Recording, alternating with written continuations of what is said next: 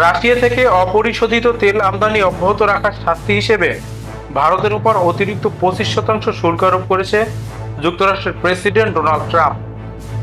6 August রাতে দেওয়া এই ঘোষণার ফলে যুক্তরাষ্ট্রে ভারতীয় পণ্যের আমদানি শুল্ক দাঁড়ানো 50%, যা বাংলাদেশের চেয়ে 30%, চীনের তুলনায় 20% এবং পাকিস্তানের তুলনায় 21% বেশি।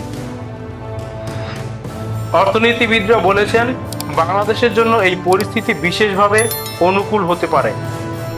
যদিও ঢাকা ও ওয়াশিংটনের মধ্যে কোনো মুক্ত বাণিজ্য চুক্তি নেই, তবুও 20% শুল্ক হার ভারতের 50%-এর তুলনায় উল্লেখযোগ্যভাবে কম। বিশেষ করে তৈরি পোশাক খাতে এই শুল্ক সুবিধা বাংলাদেশের প্রতিযোগিতার সক্ষমতা বাড়াতে পারে। যুক্তরাষ্ট্র বিশ্বের সবচেয়ে বড় পোশাক আমদানিকারক বাজার, যেখানে বাংলাদেশ ও ভারত দীর্ঘদিন ধরে শীর্ষ প্রতিযোগী। এখন শুল্ক ব্যবধানের কারণে ভারতীয় রপ্তানি ক্ষতিগ্রস্ত হলে সেই বাজার শেয়ার বাংলাদেশের হাতে আসতে পারে। ঘোষিত নতুন শুল্ক হার আগামী 7 আগস্ট থেকে কার্যকর হবে। এশিয়ার অন্যান্য রপ্তানিকারক দেশও ভারতের তুলনায় ভালো অবস্থানে আছে। উদাহরণস্বরূপ ভিয়েতনাম 20%, মালয়েশিয়া, ইন্দোনেশিয়া ও ফিলিপাইন প্রতিটি 19%। এরা সবাই ভারতের চেয়ে অনেক কম শুল্ক সুবিধা পাচ্ছে।